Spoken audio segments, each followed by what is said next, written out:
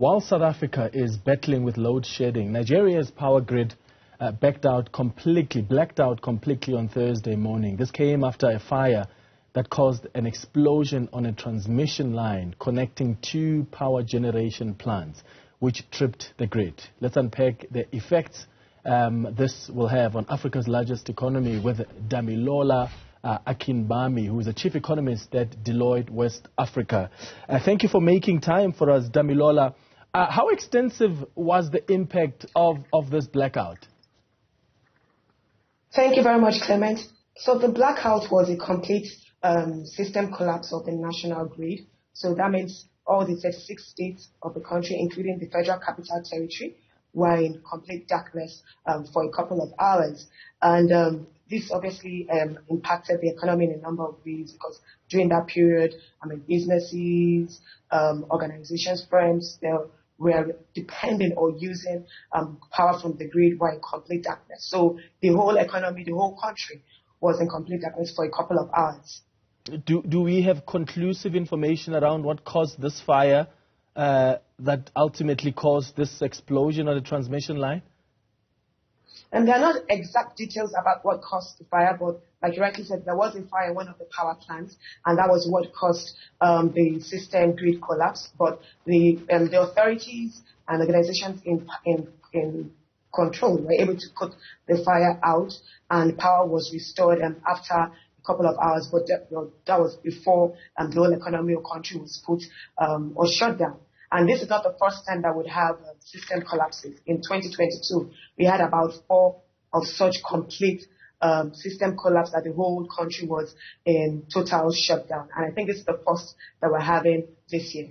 Yeah. How have Nigerians responded, especially those heavily dependent on power supply? I mean, some businesses as well. If we're talking about an economy that was shut down, I can only imagine what impact that has had on the businesses there.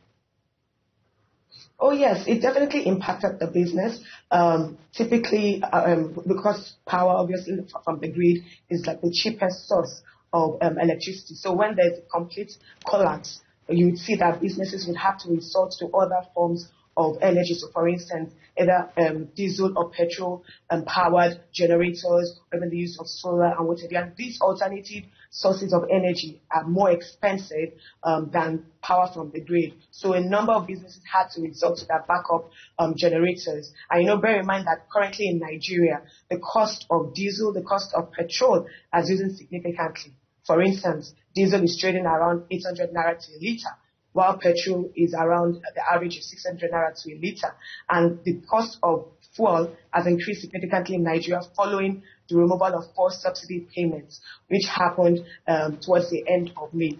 So definitely the impact has been significant. A lot of small and medium-scale enterprises also would have to resort to the use of these generators. And that obviously would lead to increased cost of operations, bearing in mind that some of these businesses are already struggling.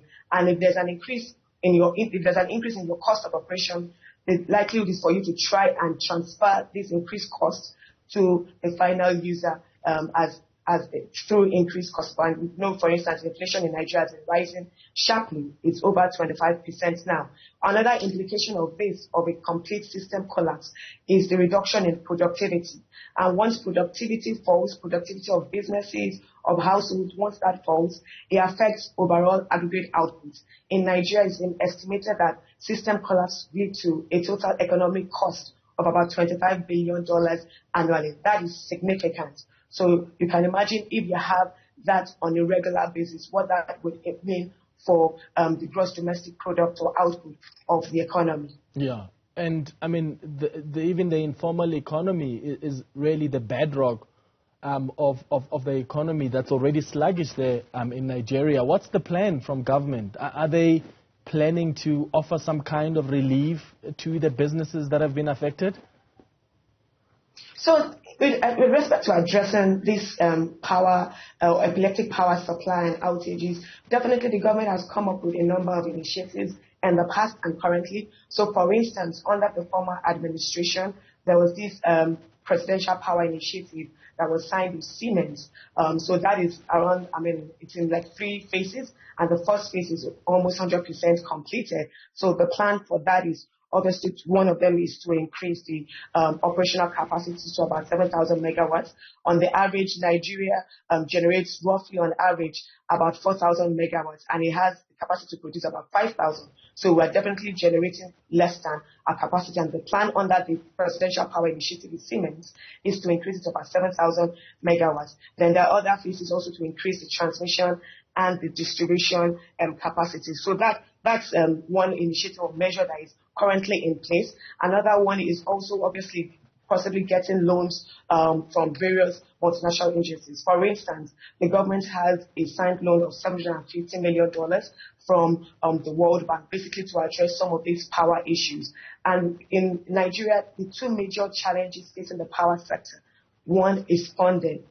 There's a low level of investment and financing that the companies, especially the distribution and the generation companies, are facing. The other one is gas supply shortages. So if you can address these two major issues, you've already addressed over 50% of the challenges in the power sector in Nigeria. So the government definitely is putting in place some of these things. There are other measures such as addressing the capacity constraints with respect to the meters. So the government too has put in place a plan to ensure that almost every Nigerian, if possible, all Nigerians have access to meters to address the issues of wrong billing and metering. So these are some of the measures that the government has put in place to address these issues in the economy. Yeah, I heard President Bola Tinubu promising to improve supply by allowing state governments to build their own power plants. And I wonder if this is going to help. Are you having discussions in Nigeria about perhaps options around alternative power sources? There's a big talk in South Africa around renewable energy. We're trying to get funding. We've gotten some from the European Union as well to help us with that the just transition, I should say. Is that big in Nigeria among political circles, this issue of renewable energy? Yes, so to answer your first question, yes, indeed, President Tinubu did mention that possibly allowing states to have their own power plants and all. So that is a laudable and good initiative. However, bear in mind that most of these states are having fiscal challenges and struggling to generate enough revenue. Some of these states are actually not even generating enough revenue. So for a state to be able to produce, and these things are very capital intensive. Remember that I mentioned that one of the major issues plaguing the power sector is funding. So allowing these states to generate their own is good, but again, where would the funds come from? That is something to consider. Now, with respect to whether talks about renewable energy in Nigeria is big, yes, not just in the political climate, across board with all stakeholders, both in the private and in the public sector. You see a number of corporates already have solar panels. Even among households, you see a number of them having their solar panels. A number of corporates and businesses also, with respect to their ECG goals and environmental sustainability goals, are also already gradually and slowly shifting away from fossils to the use of renewable energy. So it's something that is big. It's something that is being talked about, and is gaining traction. A number of organizations, part of their strategy also is even looking at the carbon emissions and whatnot. So it's not just something that is being discussed on the political time. Even in the private sector, across board, it's a major discussion. I've already seen that shift. So obviously right now it's a bit expensive, so it hasn't been fully enveloped or embraced, but definitely there are talks about it.